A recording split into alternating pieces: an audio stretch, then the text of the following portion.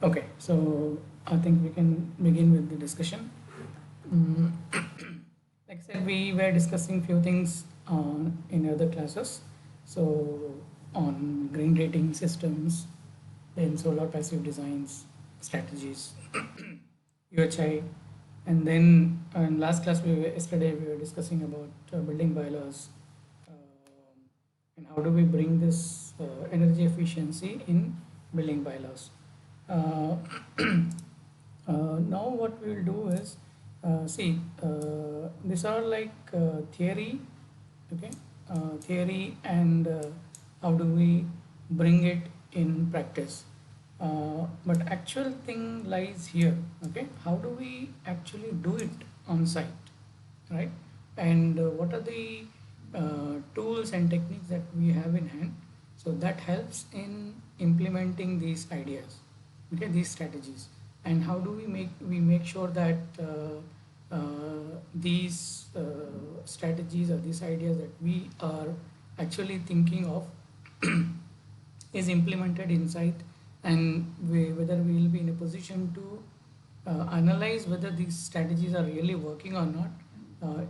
It depends on the tools that we use, okay.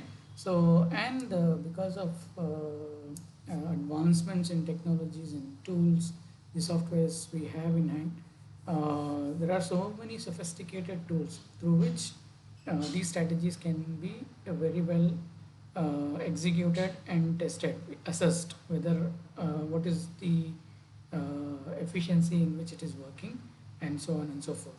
Okay, so what we'll be discussing today is the use of tools in implementing these strategies, and what are the different tools that we have in hand. And probably we'll go in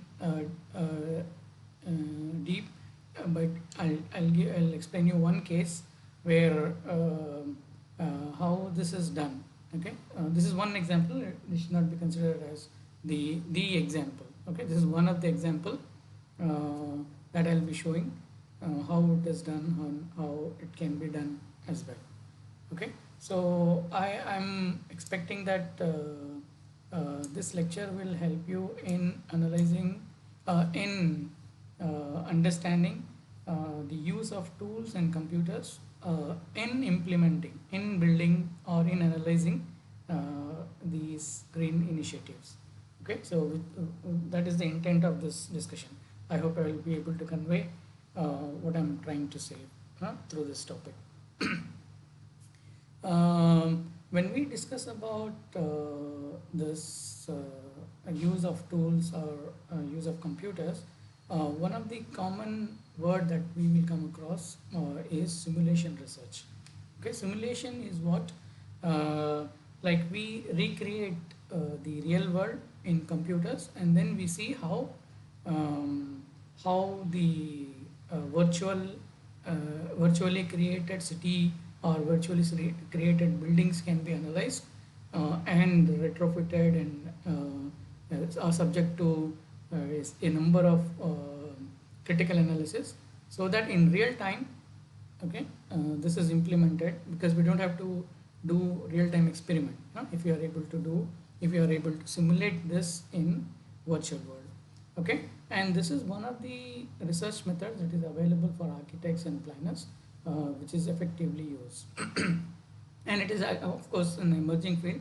There are a lot of new research, and every day there's some new discussions are coming in these lines on how do we understand urban fabric, and how do we recreate this in virtual world, and perform some certain analysis to check its efficiency and so on. So simulation research comes out of a broader human fascination with replication of real world objects into computers.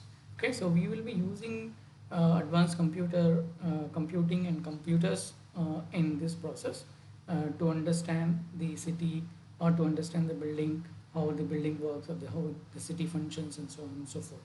So the representation of a behavior or characteristics of one system through the use of another system, especially through computer, is what we are what is it called, simulation research. So it's a replication. If you have to understand in in very simple word, it is replicating the real world in the virtual world and then analyzing that virtual world, and then checking whether our ideas and concepts are really working or not, so that it is implemented in the actual real case scenario. And if you see this, the idea of virtual is not new. Okay, this was discussed during the time of Plato and Aristotle as well. Okay, so in fact they were kind of against this kind of idea of replicating the real world into virtual world and then testing it, because they said it is maybe this is may not be true. Okay, whatever we do in real is different from what we will be able to do in the copies of reality. That copies of reality means in the virtual world. Okay, so even Aristotle was not keen, but you can think that these ideas were there way back. Okay, that's what I'm trying to hint at. So the idea of doing something through virtual was always there throughout the discussion. And simulation's very goal is to create copies of reality, like we were discussing. Uh, sorry, sorry.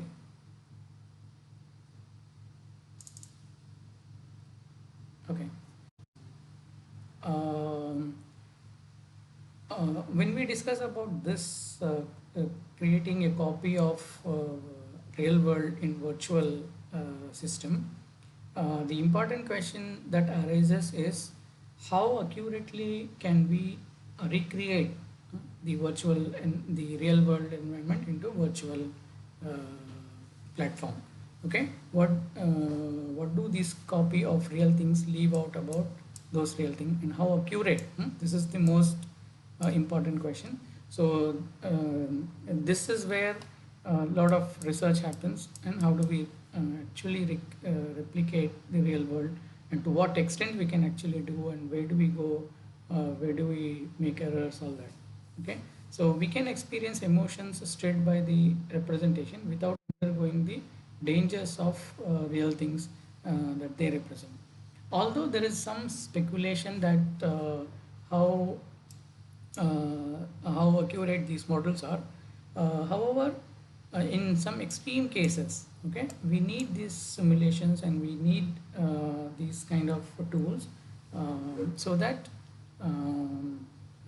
the idea that we are trying to implement in cities, or the idea that we want to have it for betterment of city, can be really checked before actually it is implemented. Okay, so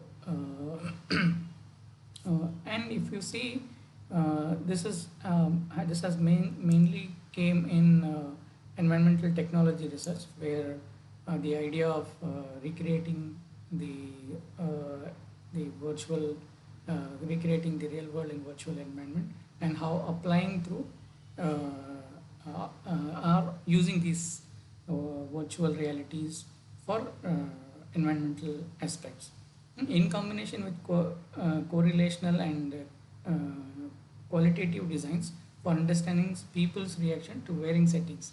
Or normally this is done by photographs, full scale mock-up models, etc. Okay. I think I'll tell you a little bit about how the model is done, how the virtual world is created. Okay. But you try to understand that this can be done in multiple ways. Okay, so one such method can be photographs. Okay, if you have checked uh, the Google Google platform, where we can actually see Google 3D, yeah, Street View.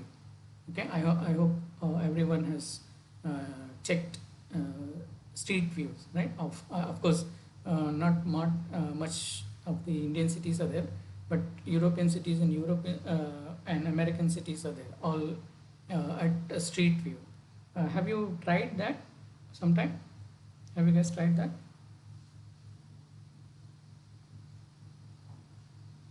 or you're not clear what is street view?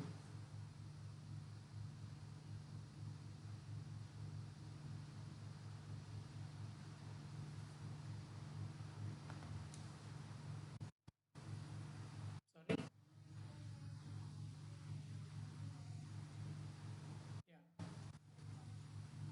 Yes, yes, yes.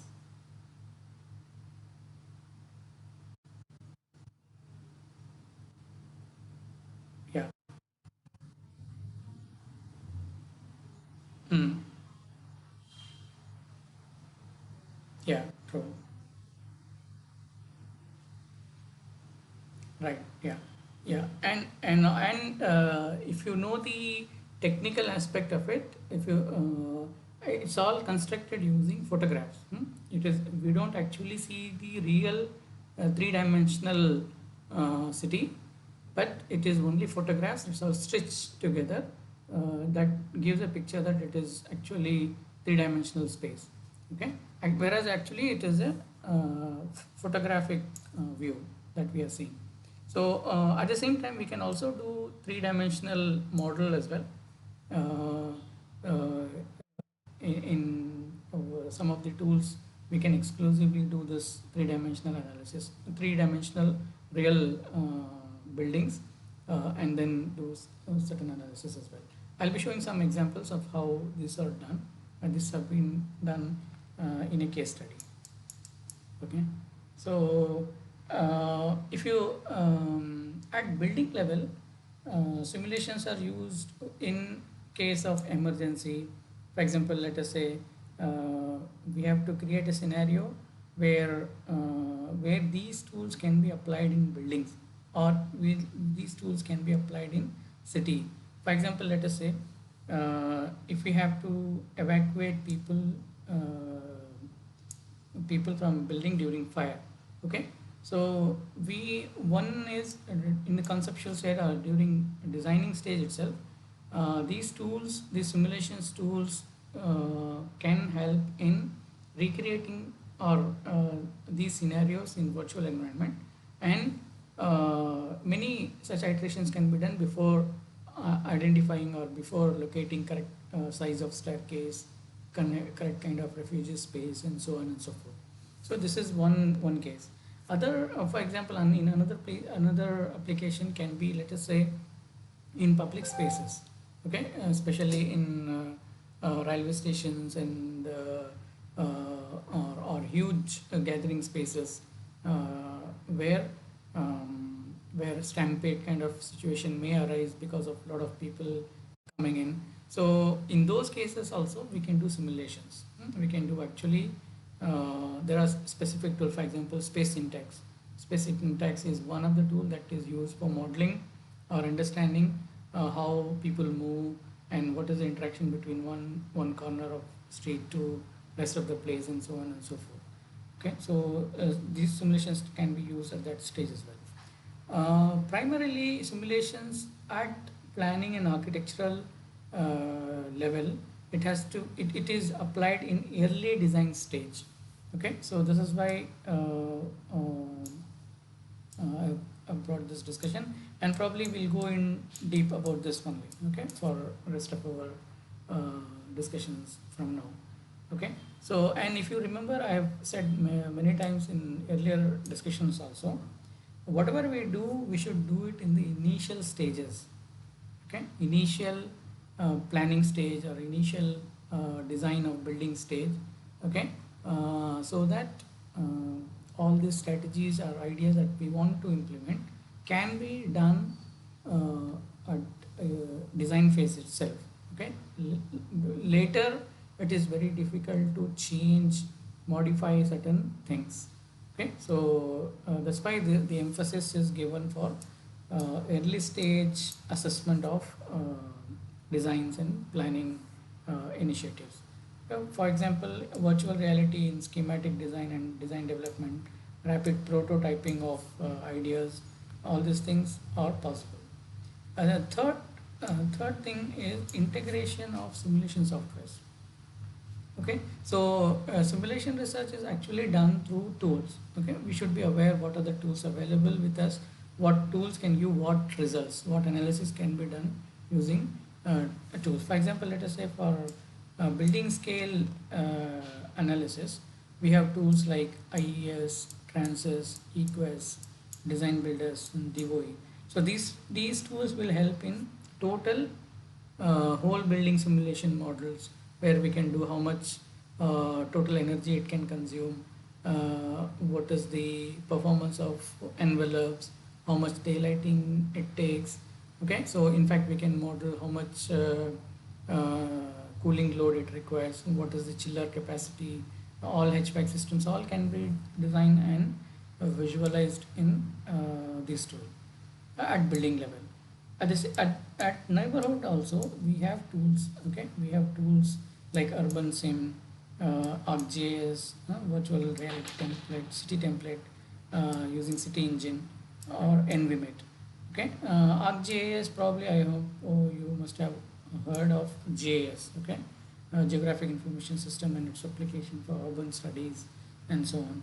Okay, and the advanced 3D version of that is City Engine. And also we have very sophisticated climate analysis, environmental analysis based tools like NVMet, where we can actually build, let's say, one small neighborhood, and then if we have weather data uh, integrated with the model, we'll be able to simulate hourly temperature, how the temperature of that particular setting will work, how the building will is responding. If it changes, for example, let us say from UHI perspective, we discussed two three things. One, we said morphology of the neighborhood should be in certain way, the orientation of street should be in certain way, the use of materials in the flooring, in the walkways, in the road should be of certain quality, and the building envelope should be of certain nature. Okay, so all this can be analyzed using a tool called NVMan. So apart from that, there are so many tools. Okay, every day there's new tool coming up. But even I'm not aware of certain things which is I just I'm just listing out. For example, all these things I have not heard of also. Okay, so for example, Sapphire is a known one. Design Builder, Green Building Studio, it works with Revit also. Open Studio, I think this also works with Revit. Ecotech, we know, and it's no longer in use, but still it is there.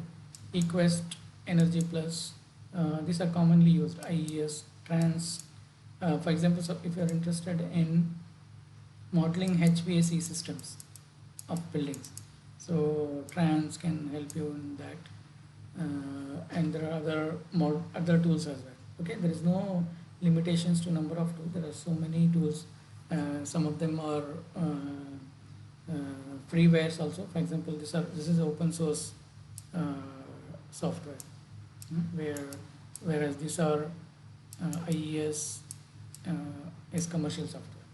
So there are certain open source software as well. There are commercial software as well for performing this kind of assessment. This is at building level. At urban level also, there are certain things. This is how we should understand how modeling is done at urban level. Okay, for example, urban scale energy modeling platform, how it works. It has urban meteorological data. Okay, and then we have building energy model integrated into it, supply model, transportation, and energy optimization strategies.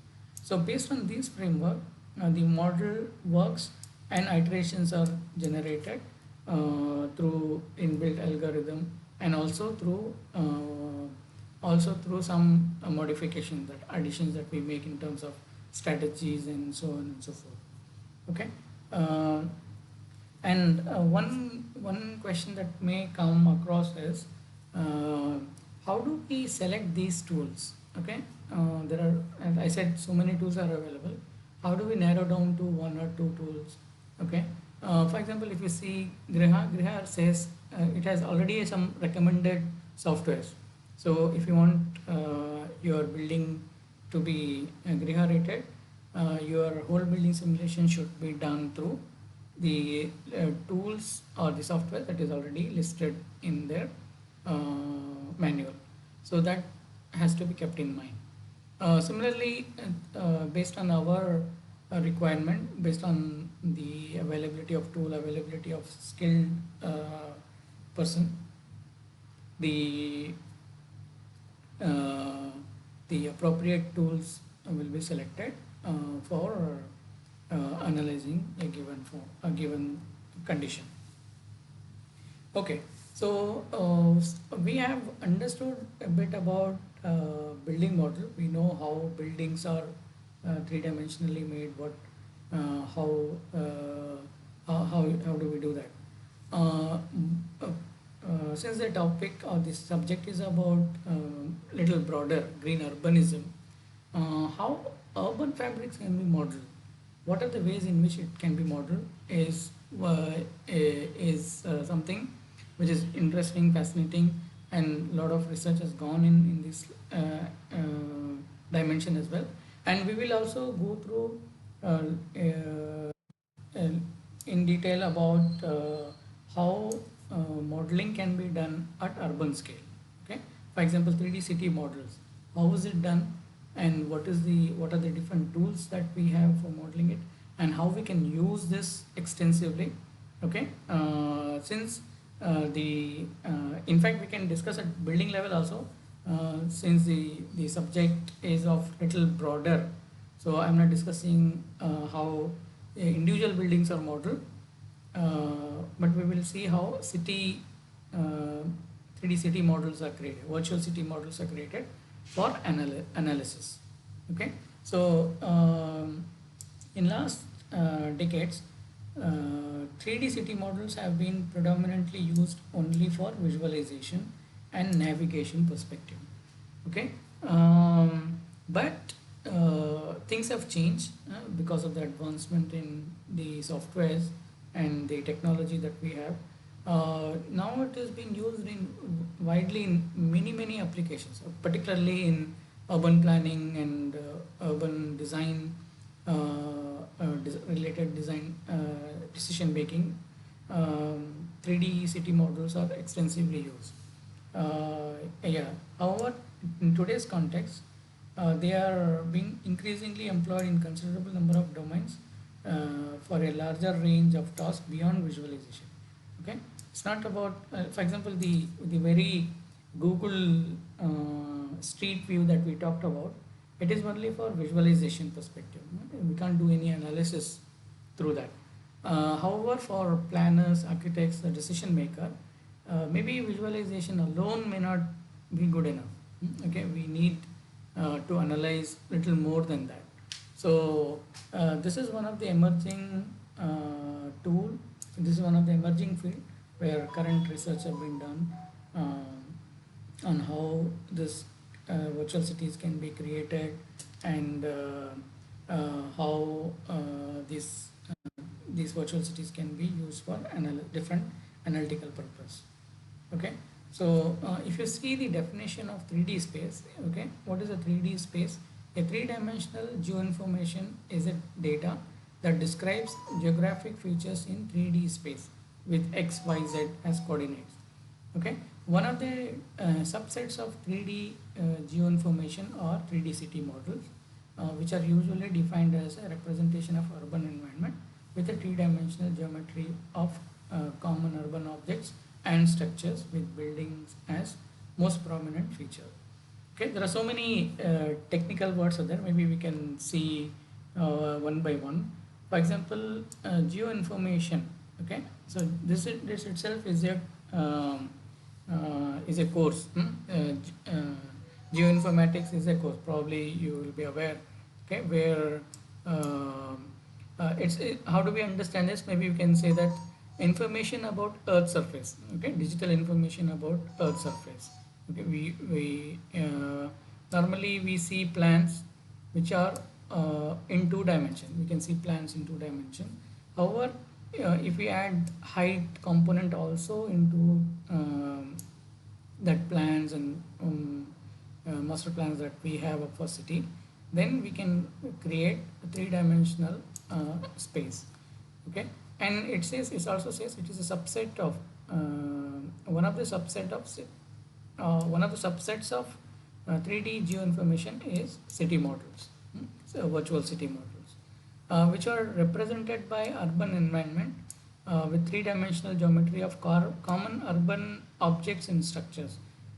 What do we mean by urban objects and structures is the layouts, okay, the urban morphology of the city, the infrastructure of the city, all these things are modeled, okay, including buildings, including, but that will be the major component of city model. However, other components are also modeled in virtual city models. And how do we, how is it modeled? That is also one interesting thing that we should know. Not all the models are of same detail. Okay, uh, the city model will vary depending on applications, depending on what where we want to use, how we want to use, and so on. And it's actually defined as LOD, okay, a level of details in the model. Level of details in the model in the sense, if you see, for example, let us, for example, the same street view. The street view is actually is an image. However, if you see, for a time being, let us assume that it's actually a 3D image. It is of the highest detailing, okay, where we can see every minute details of three-dimensional city. However, in all 3D city models, it will not be the case. We will not be having the same detailing in all the model. There's a certain level of details is called based on our requirement. This LOD is essential concept in geographical information science and 3D city modeling. What is this LOD is? See, for example, if we have a 3D city, uh, let us assume that this is plot, okay, in a city.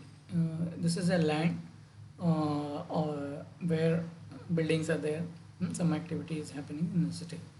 So this is LOD 0. LOD 0 means, let us say there's a plot and there's a basic land information that we have about that particular parcel of land. LOD 1 is, okay, yes, we know this is a land and we also know that there is some building in it. Okay, we don't know what type of building it is, and we don't know anything more than that. It is just 3D extrusion of built fabric in this particular land. Okay, this is level 1 detailing of 3D city model. Level 2 detailing, level 2 level detailing of LOD is this, where uh, roof profiles are accurately mapped in the city. For example, here this building may have sloped roof, okay, but actually we are not mapping in our city models because we don't want that kind of information, but our intention of analysis is different. So based on that, the level of detailings are done. Let us say this is level 2 where roofing is done. Level 3 detailing is where we actually model the window, the roof profile, and any clear story lighting and other openings that we have in the buildings. All these things are mapped or modeled in the level 3 city models. Level 4 is the most sophisticated model, where apart from modeling all the building components, we also model the interior components, at least the furnitures, the kind of surfaces that we have inside, and so on and so forth. Because if some indoor outdoor study has to be performed, okay, We can't do with a very basic model. It has to be a detailed model, and only then we'll be able to see how this building, or how this structure uh, how this structure functions in relation to the existing or conditions, outside conditions.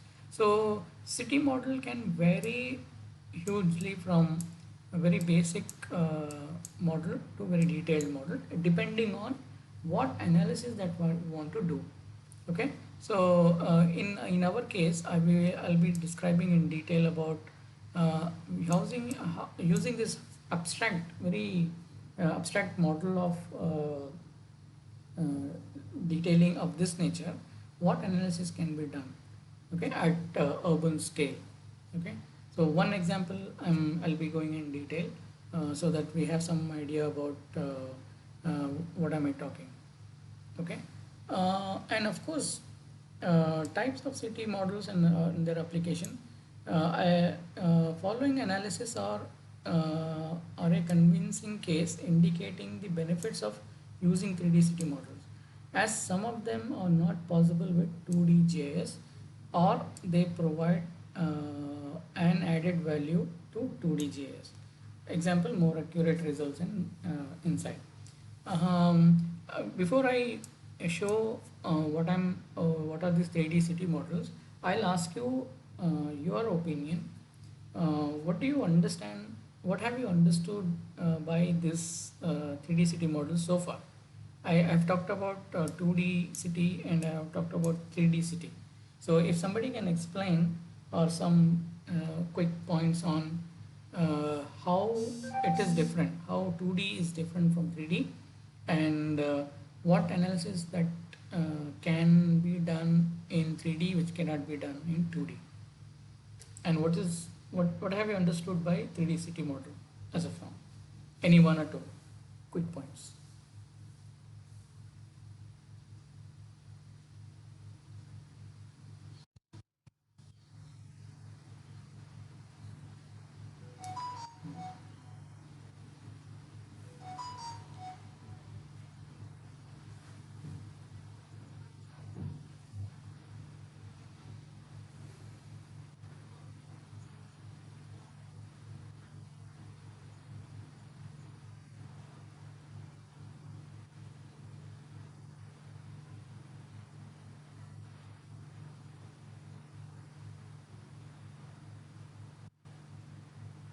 Yeah.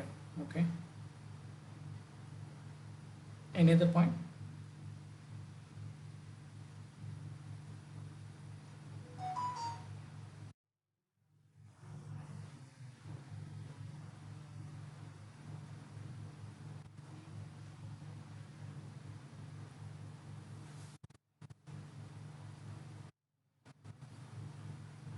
Okay.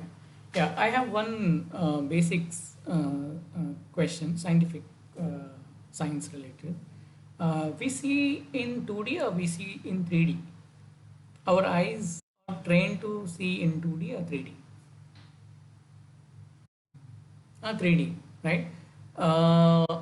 Actually, that's what we will also be seeing. Uh, our eyes are trained to look at things in three dimension. Okay, and if we have city models also in this nature, we'll be able to analyze the city in more comprehensive manner. Okay, I'll list out some of the examples, and we will go through one of the applications in detail to understand how we can use this city model in urban planning and management aspect. For example, visibility analysis. Let us say you're asked to identify an five-star hotel or any prime location for keeping in commercial office, or any let's say watchtower or something. And your primary concern is to check visibility of that particular infrastructure with respect to city. Can we do this kind of analysis in 2D? Maybe yes, but we don't know we don't know what is the height. For example, let us say in 2D, if you take, we will say that this building is also there, this building will obstruct, okay, and this building also will be there in 2D, but we will say that there will not be any visibility in this area. Why? Because in 2D, if you see, it will all be linear. So it will be something like this. You have two squares and one rectangle, okay, and let us say our point of analysis is from here. We will see that no, I don't think there will be any visibility here. However, if you see in 3 dimension, let us assume that by looking at the diagram, by looking at this figure that we have, we can say that this building is slightly higher than this, and there is some part of this building where visibility is there for a particular from this particular location. Okay, so visibility is a visibility analysis for identifying appropriate site locations for placement of right infrastructure is one of the applications that we can try to do, we will be able to do in 3D. For example, let us say these are also places from where the visibility can be the visibility of any, let us assume that something is placed here. So where are it from where, which part of the urban setting these things are visible. This kind of visibility analysis is possible using this tool. Flood modeling. Okay, this is one at one application at city level.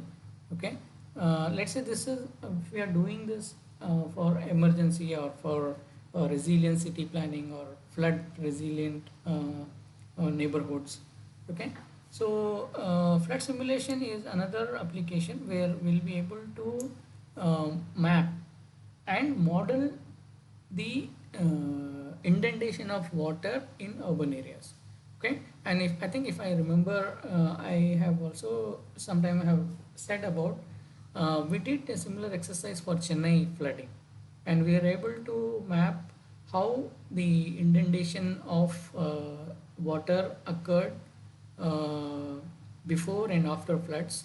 Okay, which are area we got inundated. We did that in 3D, and we have very sophisticated three-dimensional modeling tool where we can actually visualize in 3 dimensions as well. Suppose we are designing a neighborhood or we are planning this neighborhood, and assume that this is also one of the prone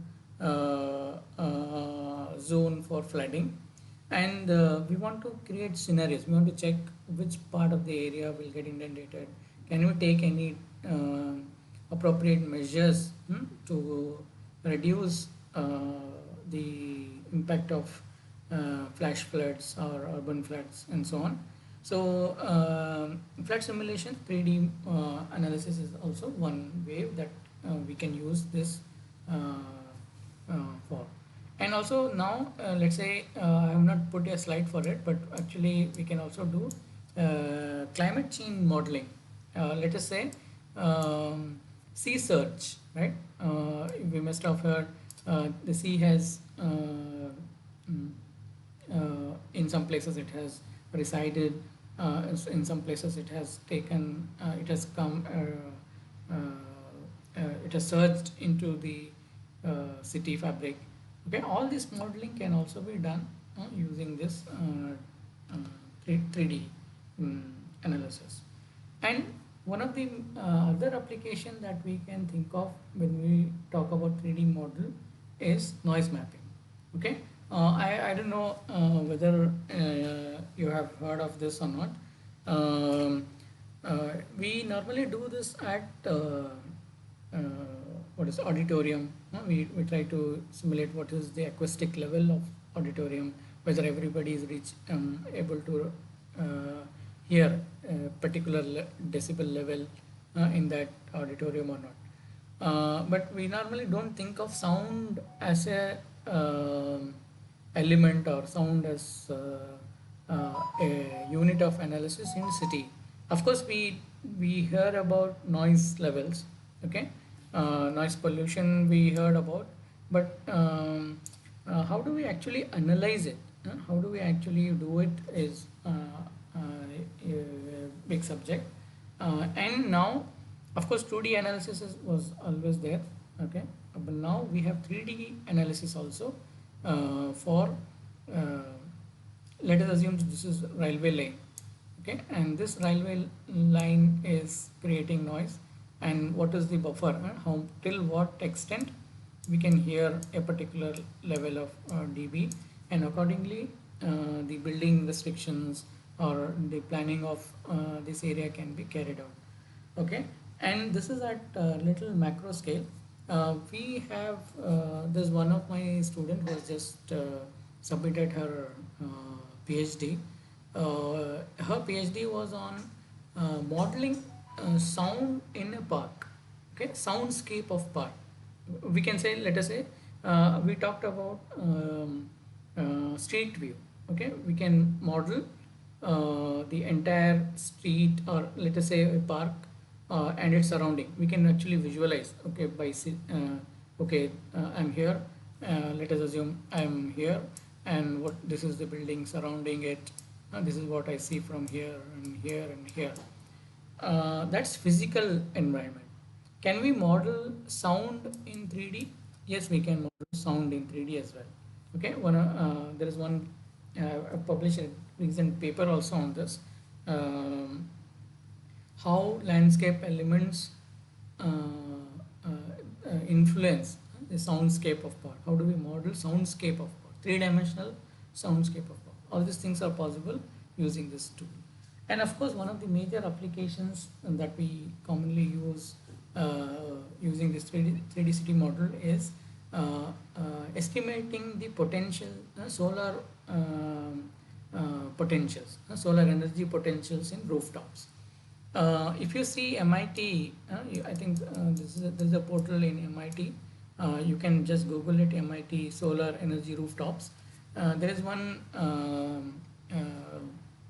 what do you say uh, portal where you can actually see the entire campus has been mapped like this, and it will tell you how much solar radiation this particular surface receives. So this kind of tools will help in, let us say, suppose if somebody, this resident wants to install solar panels in his house, and he comes for you, your opinion or for consulting to you. So if you know how do we model it, and how if you have this tool in hand, you can say that, okay, how much solar radiations you will receive annually per year in your rooftop, and whether it is feasible to put it in this place or not. This kind of decisions can be made using this 3D applications. And apart from this is just a glimpse of it. There are so many applications that we can think of when we say how 3D city can be used. Of course, I was just showing one example of solar exposure. Okay, that's for solar panels and so on. Energy demand estimation can also be done. I'll be showing one case study on this. Um, Aiding positioning, locating buildings. For example, you can think of ideal location for uh, let's say uh, community space, ideal location for what is it flood shelters, community shelters during emergency. All these things are possible. Determining floor space, all this, classifying different types of buildings into, let's say you have let's say in your neighborhood there are some 100 buildings, and if you want to know out of these 100 buildings which are 50 years and above, 50-year old and above, and we can because let us say if you are looking at how this neighborhood is performing in terms of energy, old houses will perform depending on climate. Let us say if you are in cold climate, it will perform badly, because 50 years back we didn't had the uh, quality of materials and insulation that we have now. Okay, so something like that. So all these things, classification of buildings in terms of commercial, residential, or in terms of floor height. All these things are possible using this. Of course, for navigation, Google Street View or Google itself is a good example for navigation purpose. And of course, for communicating with the citizens. See, I like we were saying, we see things in 3D, okay, and even common or layman understands 3D 3D objects far quickly than two-dimensional drawings. Okay, so this is also one of the tool that we can use to communicate our ideas that we want to do in 3D and convey that. Visibility analysis, I just showed you one example. Of course, shadow analysis can be done. Okay, how the building geometry in a city impacts the rest of the fabric. Estimation of noise, I showed you one example how it is done. 3D cadastre. Cadastre, I'm not sure whether everyone of you will be in a position to understand. So these are legal documents. For example, let us say patta copy, hmm, uh, uh, land documents that we have, legal land documents that we have. It's all in 2D. Okay, but if you see in Netherlands and other some of the European countries, this patta copy or land information is in 3 dimension, because if I have another plot here, and if there are certain rights that I have that this neighboring plot cannot violate. Okay, for example, placement of exhaust, for example, let's say. Okay, he cannot put an exhaust here and that will vent out the heat into my plot, something like that. Yeah, so how that is possible, how we will be in a position to check all this is through 3 dimensions. So they have very sophisticated um, 3 dimensional cadastral mapping of plots, so that tells you what is your right and what you can do, what you can't do. For example, if with relation to this shadow also, suppose if this building creates shadow onto my building and which I don't want, okay, and this is actually that can also be stopped. Okay? And that kind of analysis is possible only if we have the a 3D tool, something like that. And of course, we can have facility management. I told you, like placement of schools, placement of location of schools, location of industries, and so on and so forth. Urban planning in general, of course, we can use sun path analysis, emergency response, lighting, pollution also can be done, modeled. CFD is computational fluid, for example, air dynamics. If you want to know what is urban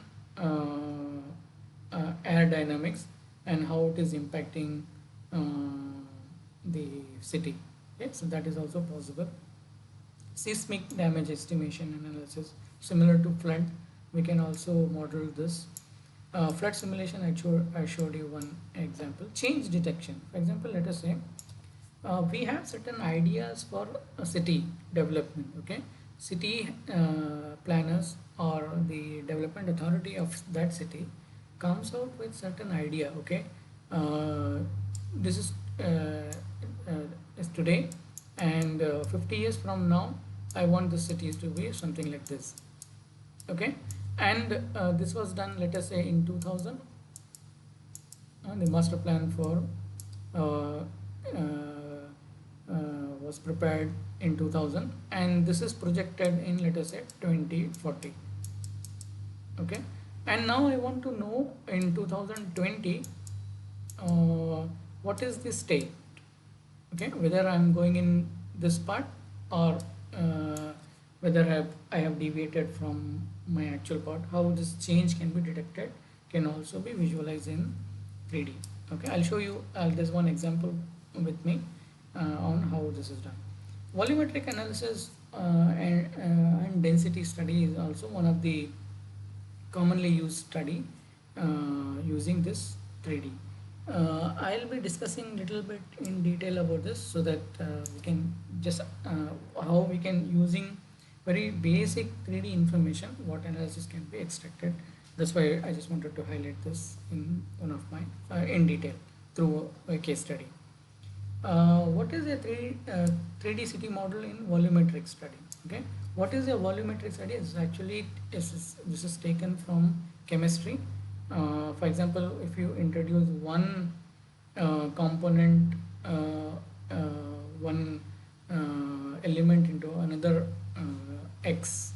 Let's say we have one tube, okay, and if we and both has got one solution, and if we introduce an extra solution on this tube, there will be a reaction, okay, there will be some change because of introduction of this element. Okay, what is that change and what is that introduction of element, and how introducing one element will change the overall property of this liquid is a volumetric study. Similarly, volumetric study can be done at city level also. It is a quantitative study carried out to determine voluminous of city, that is analysis of building density and volume of activity influencing other activity or other requirements over a given space. Okay, so for example, let us say we are introducing this building into this network, and we want to know what is the impact of this building. That let us assume this is marriage hall, convention center, something like that. What is the implication of this building on the surrounding? Okay, so because of this introduction of this building, what impact this will create on the rest of the urban fabric is what is nothing but the volumetric study. Okay, because of the introduction of this building, how it is impacting the other existing feature. One of the yes, yeah,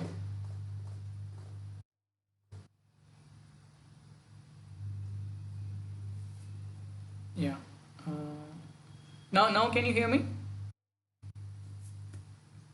Can you hear me now? Yeah, yeah.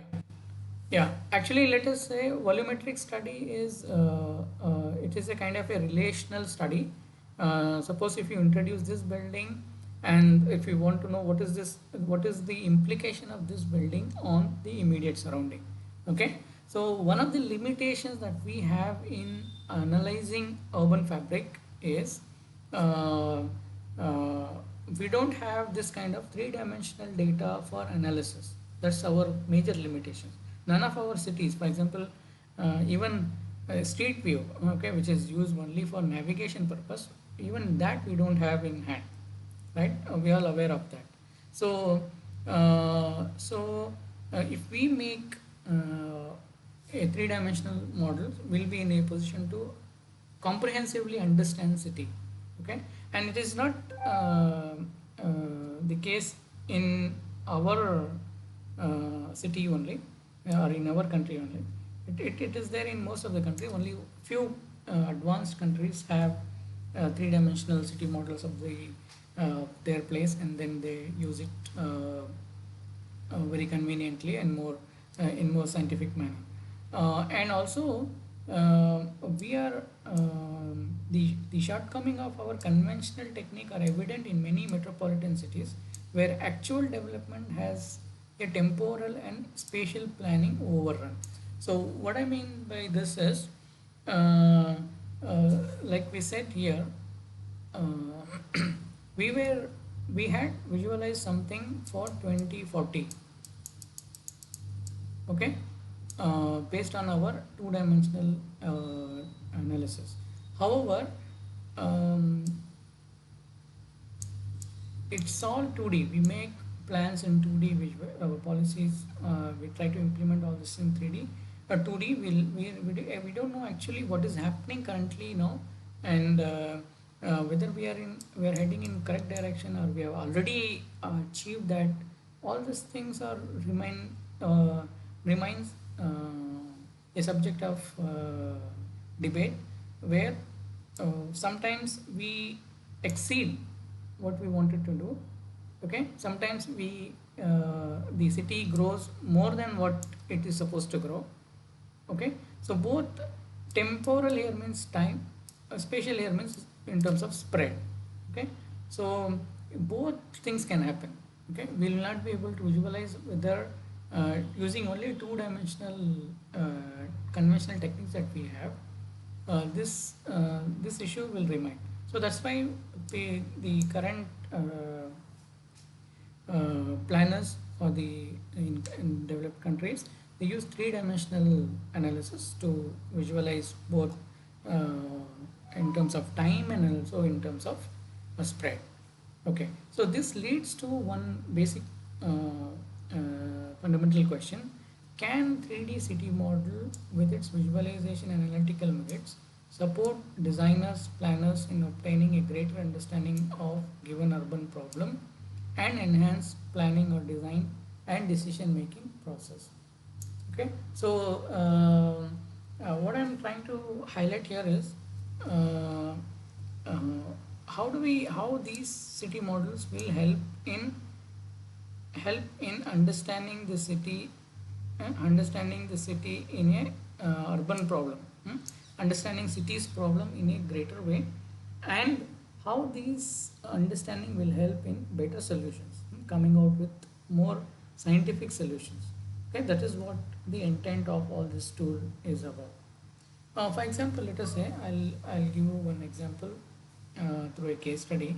Uh, this is one location, one street in Chennai, and you can see this. This is of course a Google image where you can see two-dimensional building fabrics of this, and the orange line is the study area within which the analysis, whatever analysis that is done here, which I am presenting, is carried out here. Okay. Uh, uh, I was telling you how do we model this. I told you there are three ways of modeling, or levels of modeling: L1, L2, L3, and L4. So for 4, detailing is also there, right? So this is L1 model, LOD, level of detailing 1. Okay, where only three-dimensional extrusion of the entire building fabric has been carried out. Okay, how it is done? Even simple extrusion is not simple extrusion. We have to go little more in detail. For example, let us say this is one plot. Let us assume this is one plot, and this is this building, the same. And this building has this plot has got certain regulations. We know through zoning regulations, we know what is the FSI this plot can have. We can model it. We can model what is the percentage of building coverage this plot can have. Okay, we know what is the maximum height permissible for this plot. All these things are modeled. We know what is the basic requirements in terms of setbacks. Okay, all that is modeled here, and we also know what is the abutting road because in front of this, and also we know what is the land use. Mixed use is the land use assigned for this particular parcel. Okay, so this information is actually modeled into the city, for creating city model. Okay, the second level of detailing is about the building itself. Yeah, you have any question? Yeah, okay. The second level of model, or the second level of detailing, is about building itself. Okay, here it's all about plot, the information about plot or the land. Okay, uh, this is about information regarding building. Okay, for example, let us say what is the number of floors it has, how many occupants per floor it has. Okay, and what is the shape, area, and what is the use primarily. All that can be should be modeled if you want to create a virtual city. Okay, using this, for example, yeah, let's say if this is the entire plot. This is the entire plots in this case area. Okay, And like this, whatever the information that I explained about plot is created for each parcel of land. Okay. And similarly, for example, let us say what is the FSI, what is the type of use, what is the maximum plot coverage, maximum floor height that can create, and what are the minimum setbacks that should have. All that is modeled for each of the plot. And similarly for buildings, like I explained it here, basic informations about number of floor height, number of floors, floor height, okay, individual building height, what is the total volume, surface area of that building, all that can be computed and calculated through tool, and it has to be fed into these are the basic kind of ingredients for 3D city model. Okay, so once this is kind of a base map, base 3D city model. I was explaining about the street view. Street view is like image. Now this is like a 3D, actual 3D of a particular case area with information. And I also told you these models are created based on a specific analysis. For example, let us say if you want to analyze only what is the building use in this entire case area, or if you want to know how diversity of buildings are within this case area. Diversity in a sense, for example, let us say I want to know which are mixed use buildings in this, okay, and how what is the combination of mixed use building in this area. For example, let's say I want to classify this entire neighborhood based on number of floors, okay, or I want to know parking space requirements based on this neighborhood. Sky view factor probably will not go into detail. Maybe architect will know what is sky view factor in here. Okay, surface to volume ratio and sky view factor, all this can also be done. Solid waste generation.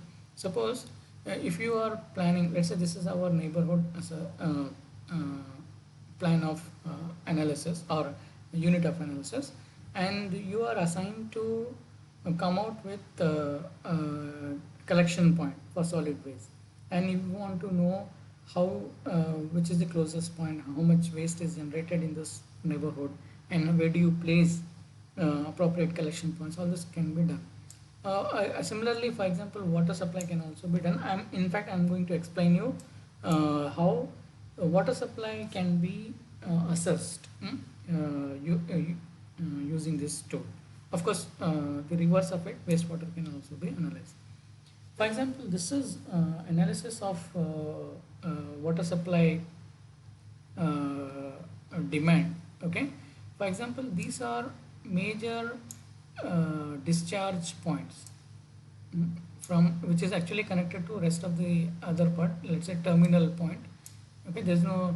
Let us say hypothetically, this is the terminal point of main water supply line, okay, and the feeder line is here. This is the main connecting line, main water supply line, and from each main water supply line end terminal connections are given, okay, end connections to buildings are given, okay, and model, not given, actually model, and also taps and what is the valve size, all that is actually mapped. It has to be mapped from the existing site conditions. And if you run simulation, okay, I told you simulation, what is simulation and how it works. Let us assume that in scenario 1, okay, and x mld of x million liters of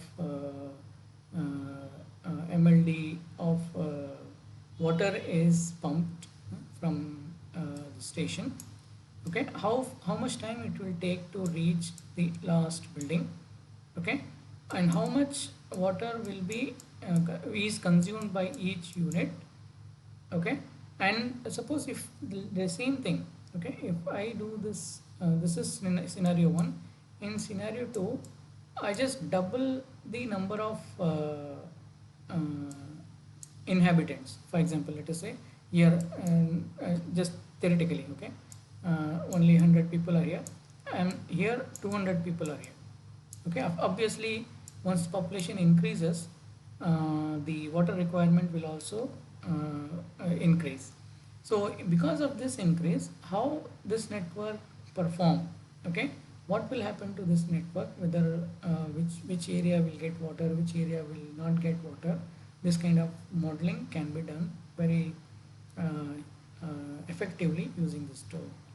Okay, for example, let us say uh, this is same thing in 3 dimension. This is in 2D. Okay, the same case in 3D with, you can see building, all the informations are fed, and uh, uh, this is the main wall through which main water supply line through which the water is pumped, and each unit has got a certain consumption level. Now, if I do create scenarios, this is with this is the existing case. Okay, what is the performance? If you see, all the buildings are actually getting water. There is no issue here. Okay, in the existing case, suppose if I make the built up, okay, 100% more from so let us say from 1.5 FSI, if I make the entire buildings entire layout into 2.5 FSI. Okay, so that means number of buildings are going to increase, number of people are going to increase, but this infrastructure will remain same, isn't it? We have not modified this. So because of this, still these building, okay, which you see in the colors, functions fine. However, the buildings with the red, okay, they are failed to get enough water being supplied to this through this.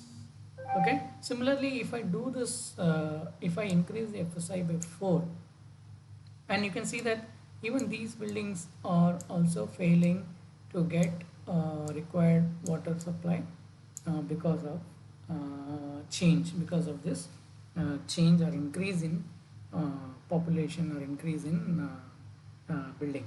So but if you see this in 2D, which we normally do, which is normally done in our case, this may not be feasible. We don't, the conventional tool will not be in a position to help us to analyze these things in this manner. So this is one example. Another example, slightly a larger case.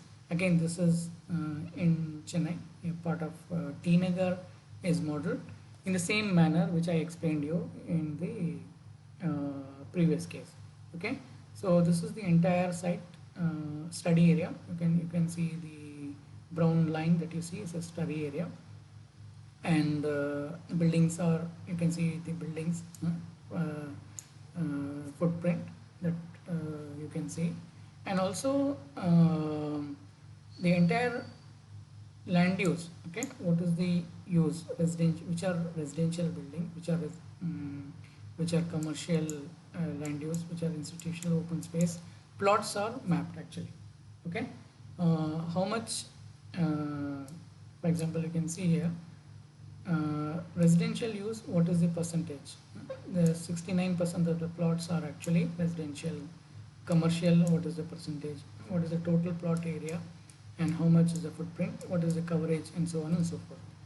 And if you do that in 3D along with the building, you can see what is the total residential volume in this plot, what is the commercial volume in this plot, and total volume within this neighborhood. Okay, and actually we can also see further which are mixed use building, which are commercial building, based on the colors that you can see here. Now, if I do the same analysis like I did for other case which I explained it to you, what happens? The same water supply analysis. So what we need is, we have to model all the water supply lines, okay, which are starting point, which are ending point, which are major nodes, sub nodes, okay, all that, and from each major to sub nodes and to lateral lines, end connection is to is particular plot.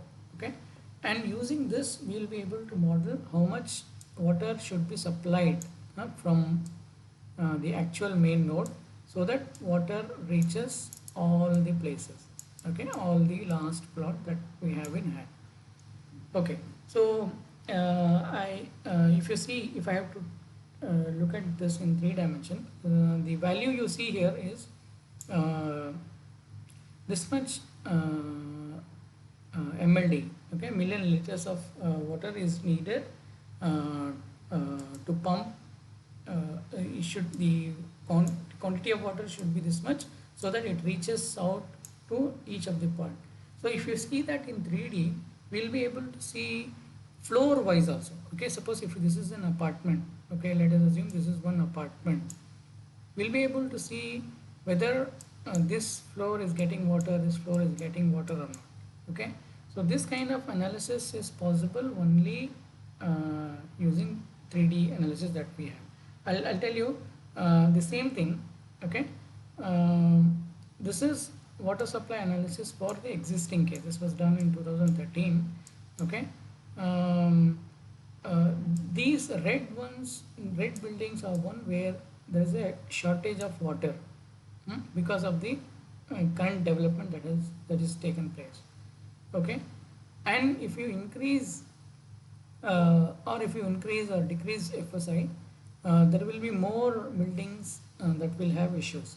So what we have to do, what we have to understand is, before, when we do a certain strategy, when we develop cities or when we develop neighborhood, we should assess the carrying capacity of infrastructure before allowing new buildings, new developments to come. Otherwise, we'll have water issues, wastewater issues, and so on and so forth. And also, I told you change detection, right? One of the example for change detection is this. For example, the same layout which I talked about. If I go by the rules, okay, if I go by the rule, the entire plot can be divided in three ways. A plot where ordinary building can be done, special building can be designed, multi-story building can be designed. Ordinary building is ground plus one structure. Special building is ground plus 2, or still plus 3 maximum, and multi-story building is more than 4 floors, 3 or 4 floors. So if I go by the rule, you can see yellow or kind of area where ordinary buildings can come, should come, as per regulation. This is as per regulation. Okay, and red ones are the one where we can actually build, should be, these red ones should be multi-storied building based on regulation. Okay, and the blue ones that you see, so special buildings, where they have there's these plots satisfy the requirements for constructing special buildings. However, if you see, this was done in 2013, the existing mapping of this. But if you see the actual analysis, there are buildings that has a multi-storied building has come in all the ways possible. Okay, actually this should have been the development. You can't have multi-storied building in this area, because these are very small lane. But if you go to site and see, actually multi-storied building has come even in small lanes as well. Why this is happening is because we don't have this kind of a sophisticated tools with the decision makers, that they can easily and quickly, they will be able to identify such change and violation in building bylaws. So these kind of tools will also help in analyzing this. Okay, lastly, I think I don't know how much you have understood. We'll probably will have a discussion. Probably you will get a fair idea about how we can use all this. And one more thing that we can use this 3D model is for urban building energy modeling, where the same model can be used to quantify how much is the total energy it is consuming, whether it is efficient or not, whether, for example, we have been discussing large development, energy efficiency initiatives from large development. So whether those things are possible and how do we model it? Okay, so this is actually done through a method called archetyping. Okay, archetype, where individual buildings floor area, window wall ratio, building age, building type of dwelling, functions, climatic zone, U value, all these things are mapped. Hmm? And also other climate and thermal properties of building. And for the same case, okay, for the same case area, uh, in this case study, uh, the entire building is classified into 14 types of buildings. For example, let us say if I want to study about this building, I can't study each and every building, okay, to conclude something about this neighborhood. So archetype is used to categorize this building uh, into different types based on certain parameters. Okay, here 14 such 14 such types are generated using, for example, buildings are classified based on residential, commercial, mixed use, institutional use, and buildings are classified based on north south direct cardinal directions, based on density, whether it is low rise or high rise or office building or classroom and so on, number of floors. Okay, based on these things, and also occupant ratio, lighting requirements, these things we have seen in the last class also, right? Air exchange required, all that. Let us not go into this much detail, but you can assume that this entire neighborhood is divided into archetype, 14 archetype. 14 archetypes are this. For example, there are buildings of this nature. There are buildings of this nature. Apartment with ground, this characteristics. So like this, if I analyze these 14 buildings, I'll be able to conclude how the entire neighborhood is performing. Okay, so this is how, for suppose if somebody wants to analyze from an energy perspective, we have to model it in this way, and it's called bottom up modeling. And through this, for example, I'll be able to compute how much each individual unit, its annual energy consumption. We talked about kilowatt per meter square, right? So what is the, and of course using this we quickly, will be in a position to calculate what is EPI and what is EPI ratio, all that. And also we can do the similar analysis which I showed you. Suppose if I want to install solar panels, and what is the potential and where we can install and how much you can install, all that. This kind of analysis can also be done through this. Okay, and what is the current direction of this? What is happening now is there are many studies which has been done how cities can be planned and designed to minimize the effects of UHI or thermally stressed urban area in early planning stages. Okay, studies have been done, many research papers are done, our research work is currently going on as well. And in fact, I'm also working on one project in Vijayawada, where I'm trying to analyze what is the UHI of proposed new city, okay, and what is the role of green and blue space in mitigating heat islands, okay. And in fact,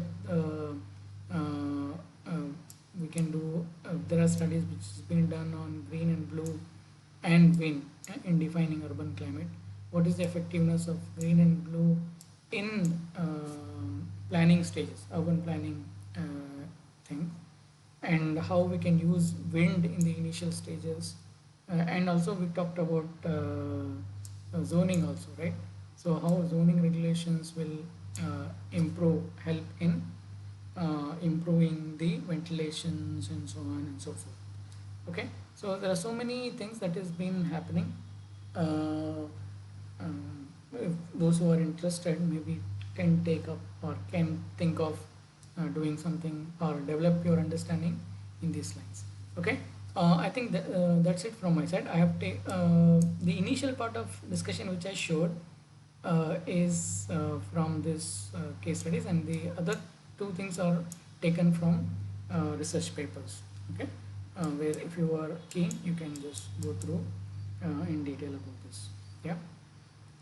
Okay, that's it from my side. If you have any questions, and I would be happy to answer you.